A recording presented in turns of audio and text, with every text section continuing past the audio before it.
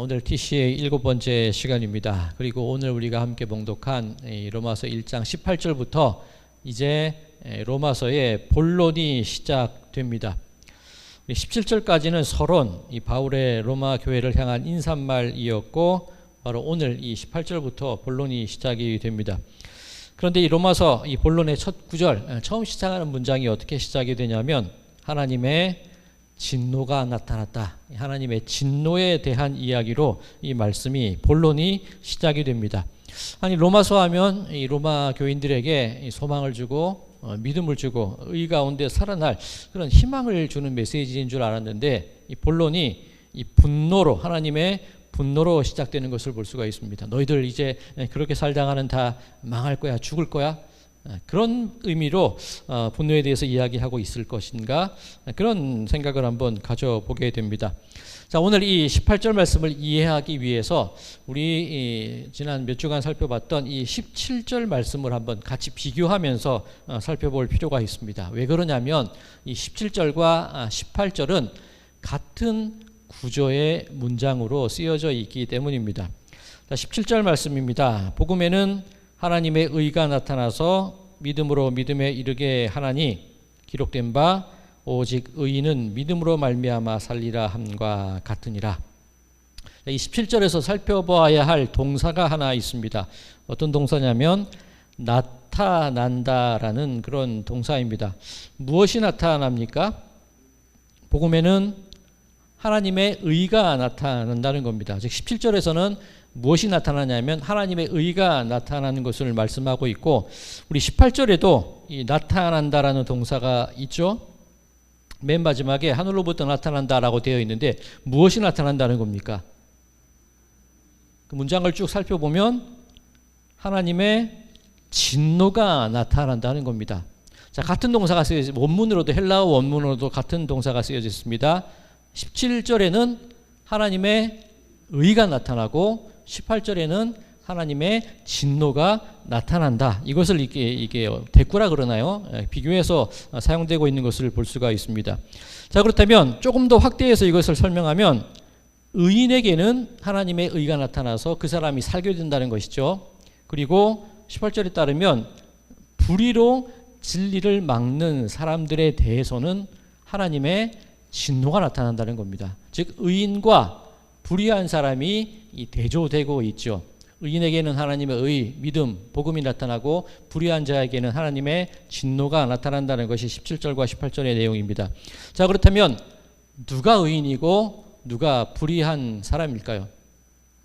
너무나 쉽게 구별되지 않습니까? 예수 그리스도를 따르는 사람, 하나님의 의를 따르는 사람, 복음을 믿는 사람, 그죠?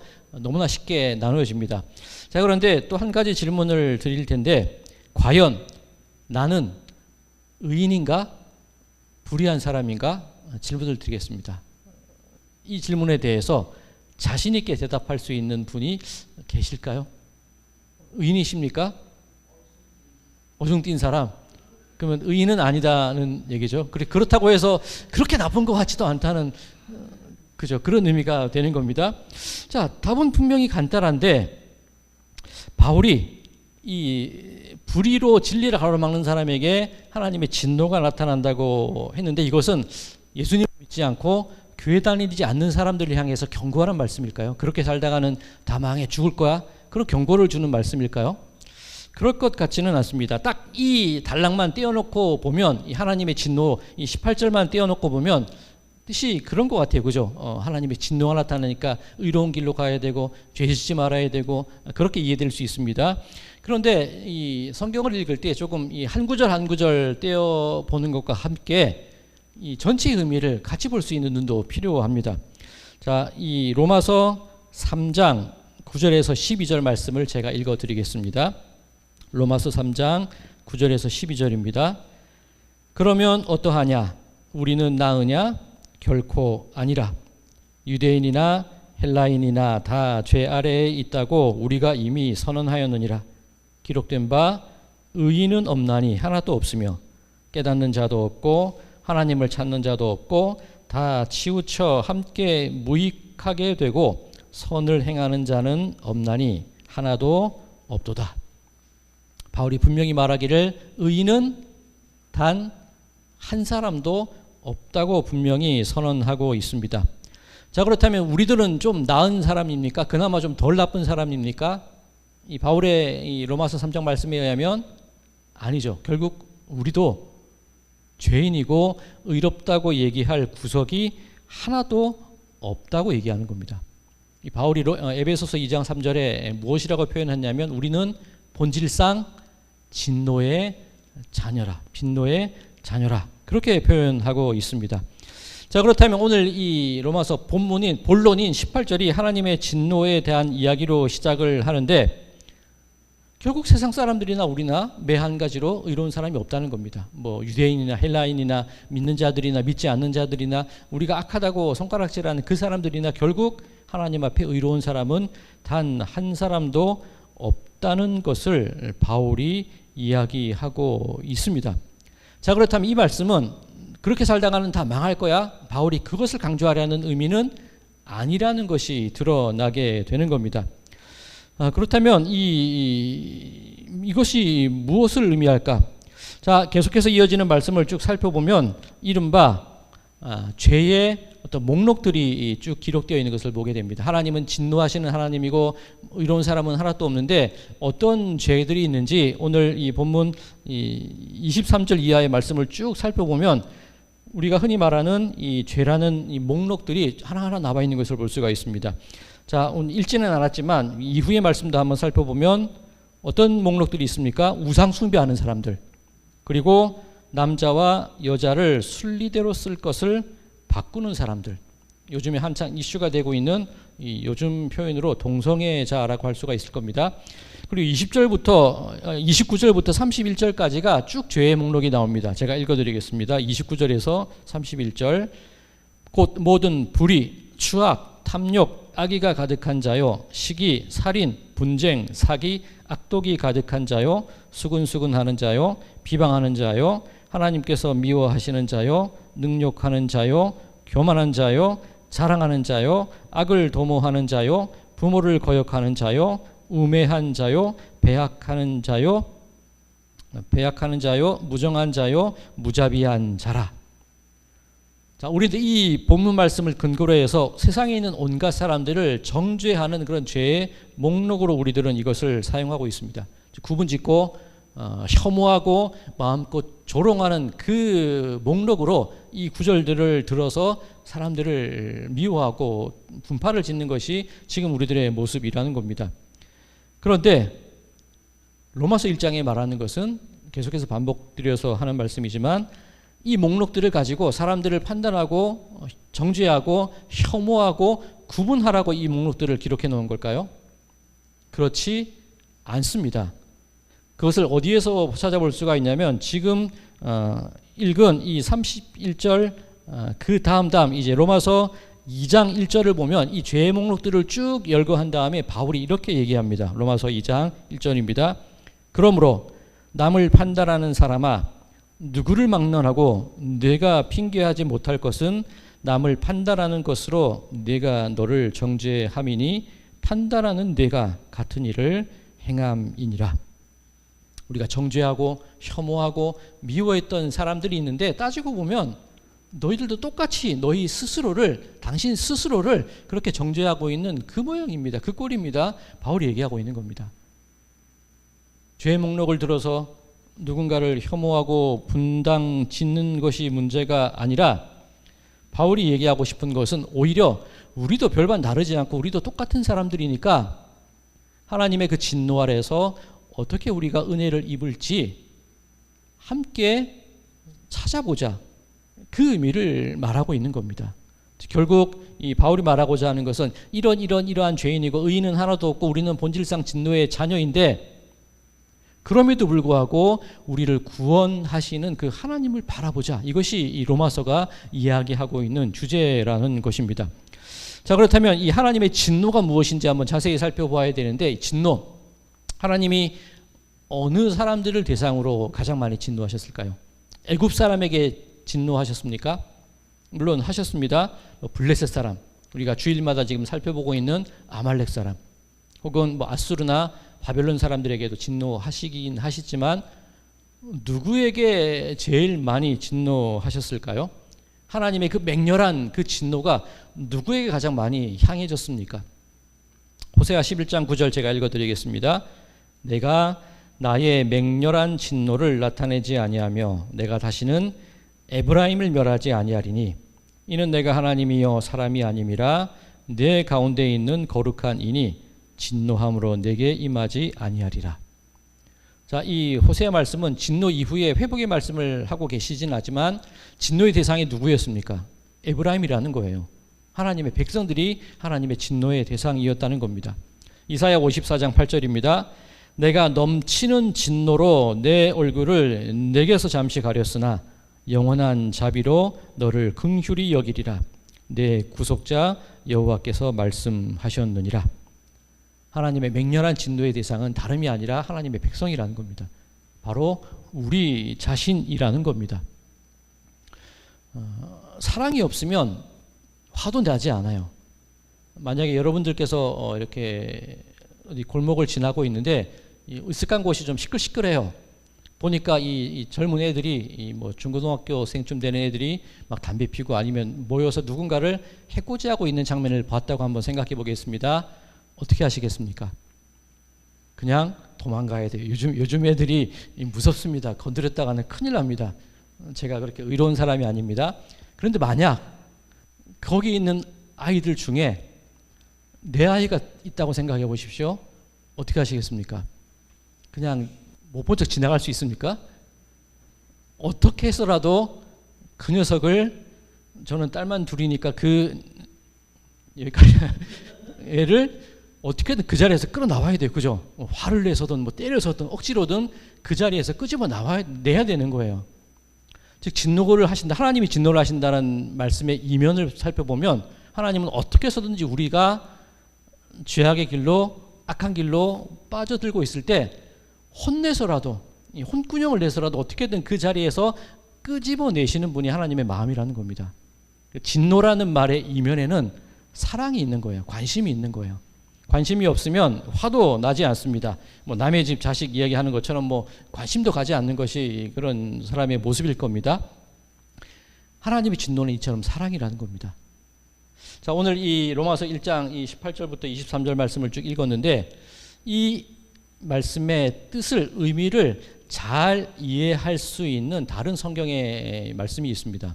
예수님께서 비유하신 비유 가운데 이 거지 나사로의 비유가 있습니다. 이 누가복음 16장 말씀인데 누가복음 16장을 한번 좀 펼쳐나 보시고 한번 얘기를 계속 진행하도록 하겠습니다.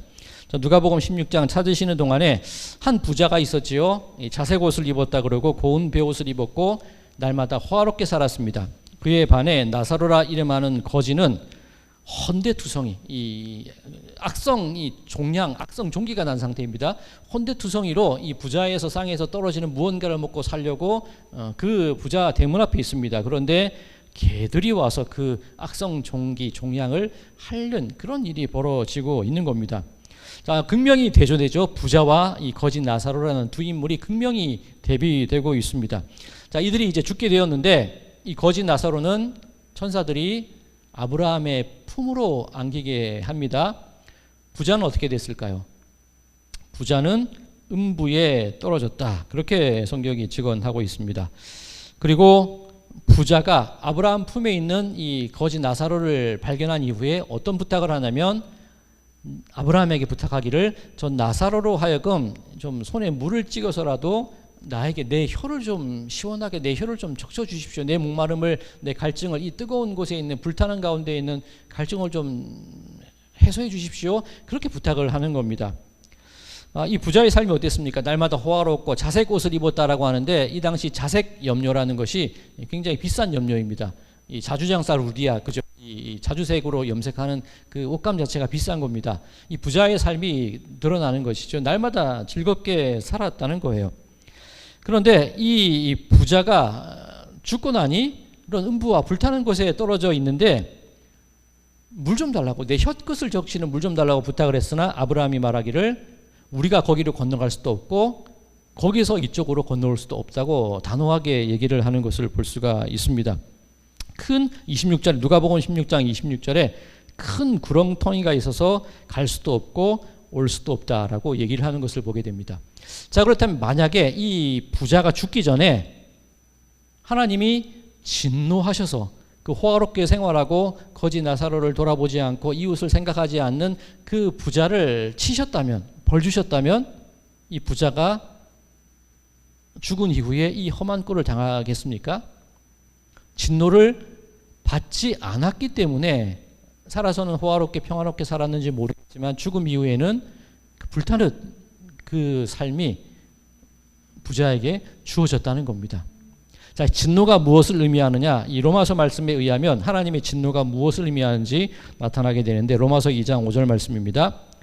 다만 내 고집과 회개하지 아니하는 마음을 따라 진노의 날, 곧 하나님의 의로우신 심판이 나타나는 그날에 임할 진노를 내게 쌓는도다. 진노라는 것은 내 마음 가운데 일어나는 어떤 화나는 감정, 하나님께서 이 화를 내시고 이 버럭하시고 하나님께서 막 이렇게 어떨 줄 몰라 하는 그런 감정에 흔들리는 상태, 그것이 진노를 의미하는 것이 아니라 하나님의 심판이 진노라고 바울은 로마서를 통해서 말하고 있습니다.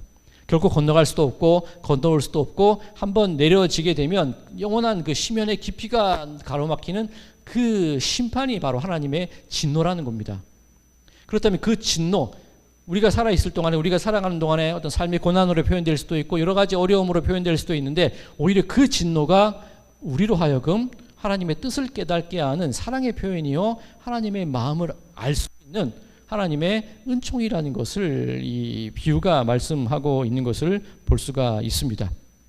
자, 이제 이 부자가 다시 이 나사로에게, 다시 아브라함에게 간청을 합니다. 누가복음 16장 27절과 28절인데 이르되 그러면 아버지여 구하노니 나사로를 내 아버지의 집에 보내소서. 내 형제 5이 있으니 그들에게 증언하게 하여 그들로 이 고통받는 곳에 오지 않게 하소서. 나사로를 좀 다시 보내서 우리 내 가족들에게 좀 알려달라는 얘기입니다. 이 말은 하나님의 맹렬한 심판이 있고 진노가 있고 고통이 있다는 것을 좀 경고해달라는 그 얘기가 되겠죠. 다른 말로 하면 하나님의 진노를 좀 내 형제들에게도 보여주십시오. 나사로를 통해서라도 하나님의 진노가 있음을 알려주십시오라고 이 부자가 간청하고 있는 겁니다. 진노라는 것이 살아있을 때 우리가 살아가는 동안에 진노라는 것이 형벌이고 하나님의 화를 내심이 아니라 하나님의 사랑임을 깨닫게 하는 하나님께서 우리에게 주시는 그 메시지라는 것을 이 부자가 이제 깨닫게 되는 것이죠. 그런데 아브라함이 그 후에 또 무엇이라고 대답을 하느냐면 나사로를 보내달라는 부자의 요청에 모세와 선지자들에게 들어라 그렇게 얘기합니다. 즉 이미 하나님께서는 너는 진노를 받지 않고 너는 깨닫지 못했다고 좀 이제라도 내 형제들에게 말해달라고 얘기하고 있지만 하나님은 끊임없이 율법을 통해서 하나님은 끊임없이 선지자를 통해서 계속해서 말씀을 하고 계셨다는 거예요. 우리가 몰랐다는 겁니다. 이것이 하나님의 진노인지 하나님의 메시지인지 하나님께서 우리에게 경고를 주시는 것인지 내가 깨닫지 못했지 하나님은 계속해서 우리가 깨닫기를 원하는 그 메시지를 끊임없이 보내고 계셨다는 겁니다. 자, 이것이 오늘 로마서 1장 19절과 20절이 의미하는 바로 그 내용입니다. 로마서 1장 누가복음은 그대로 펼쳐 두셔도 좋습니다. 같이 번갈아 보셔도 되고요. 로마서 1장 19절과 20절 제가 읽어드리겠습니다. 이는 하나님을 알만한 것이 그들 속에 보임이라 하나님께서 이를 그들에게 보이셨느니라. 창세로부터 그의 보이지 아니하는 것들 곧 그의 영원하신 능력과 신성이 그가 만드신 만물에 분명히 보여 알려졌나니 그러므로 그들이 핑계하지 못할지니라. 하나님이 진노를 주셨는데 끊임없이 메시지로 보내주셨다는 거예요. 세상을 창조하신 이후로부터 하나님의 그 능력과 하나님의 신성과 여러 가지 메시지들을 통해서 끊임없이 우리들에게 하나님의 그 진노를 표현하시고 말씀해 주고 계신다는 겁니다. 그런데 우리가 깨닫지 못하고 그저 우리는 평안만을 원하고 넉넉함만을 원하고 내 인생에 아무런 사건과 일이 벌어지지 않기만을 원하는 것이 우리들의 인생이라는 거죠. 근데 바울이 말하기를 하나님의 끊임없이 어떤 모양이든지 간에 메시지를 주셨다는 겁니다. 자, 이제 이 오늘 말씀을 이제 마무리 지어야 되는데, 자, 그렇다면 하나님의 사랑, 하나님의 징계, 하나님의 진노가 있습니다. 하나님의 관심은 늘 우리를 향해 있었습니다. 그런데 우리가 그것을 깨닫지 못했다는 거예요. 핑계하지 말라는 겁니다. 그러면 우리는 어떻게 해야 됩니까? 어떻게 해야 하나님의 징계와 그 경고와 진노, 그것이 나를 향하고 있다는 것을 어떻게 깨달을 수 있겠습니까? 어떻게 해야 우리가 이 심판날에 이 부자가 갔던 그 뜨거운 곳이 아니라 아브라함의 품으로, 믿음의 품으로 어떻게 해야 우리가 들어갈 수 있을까요? 아까 우리가 살펴봤던 이 누가복음 16장, 그것이 오늘 로마서 말씀을 잘 알려준다고 말씀을 드렸죠. 자, 그렇다면 부자는 지옥에 갔는데 거지 나사로는 어디에 갔죠? 아브라함의 품으로 갔습니다. 보통 천국으로 해석하기도 합니다. 그럼 누가복음 16장을 한번 잘 살펴보시기 바랍니다. 나사로가 아브라함의 품에 안길 수 있었던 이유, 나사로가, 거지가 아브라함의 품에 안길 수 있었던 비결이 어디에 있습니까? 누가복음 16장은 무엇이라고 증거하고 있습니까? 가난해서 갔나요? 만약 가난해서 갔다면 우리 모두 적극적으로 가난을 향해 달려가야 됩니다. 우리의 모든 것을 팔고 의지를 가지고, 온 의지를 가지고 가난하려고 노력을 해야 됩니다. 그런데 누가복음 16장 어디를 봐도 거지 나사로가 아브라함의 품에 안기게 된 이유와 비결에 대해서 적혀 있지 않아요. 그것이 무슨 뜻일까요? 나사로가 아브라함의 품에 안겼다. 아브라함이라면 보통 우리 믿음의 조상이라 그럽니다. 바로 믿음이라는 겁니다. 고린도후서 8장 9절 말씀을 제가 읽어드리겠습니다. 우리 주 예수 그리스도의 은혜를 너희가 알거니와 부요하신 이로써 너희를 위하여 가난하게 되심은 그의 가난함으로 말미암아 너희를 부요하게 하려 하심이라. 거지 나사로가 아브라함의 품으로 갈 수 있었던 까닭은 그 거지 나사로를 구원하고 부요하게 만들기 위해서 예수님께서 친히 당신이 가난하게 되셨다는 겁니다. 달리 표현하면 이 거지 나사로가 아브라함의 품에 안길 수 있었던 그 어떤 이유와 공로와 비결은 없어요. 그저 예수님께서 당신이 가난해지심으로, 당신이 인간의 형상을 입으심으로, 당신이 온갖 질고와 고난과 고통과 수치를 당하심으로 우리를 부자의 위치로, 구원의 위치로, 아브라함의 품으로, 믿음의 자리로 옮겨 놓으셨다는 겁니다. 우리가 꾸준히 살펴보고 있는 말씀이죠. 오직 의인은 믿음으로 말미암아 살리라. 바로 우리가 하나님의 구원의 은혜, 하나님의 의, 진노가 아니라 하나님의 의로 들어갈 수 있는 유일한 길은 오직 의인은 믿음으로 말미암아 살리라라는 것임을 믿으시기 바랍니다. 우리들의 삶 속에 많은 고난과 고통과 아픔이 있다 할지라도 그 속에서 우리를 향한 하나님의 사랑을 발견하실 수 있는 우리 모든 분들이 되시기를 소망합니다. 그리고 증오하고 혐오하려는 것이 아니라 우리도 똑같은 존재임을, 우리도 똑같은 죄인임을 인정하시고 오로지 주님의 공로만이, 주님의 십자가만이, 주님의 그 보혈만이 나를 의롭게 하고 나를 구원한다는 그 믿음을 가지시고 살아가심을 통해서 하나님의 진노의 날, 심판의 날에 그 건널 수 없는 시면의 음부가 아니라 하나님의 그 믿음의 품으로 영원한 생명의 그 하나님의 집으로 옮기워지시는 모든 분들의 삶이 되시기를 주님의 이름으로 간절히 축원합니다.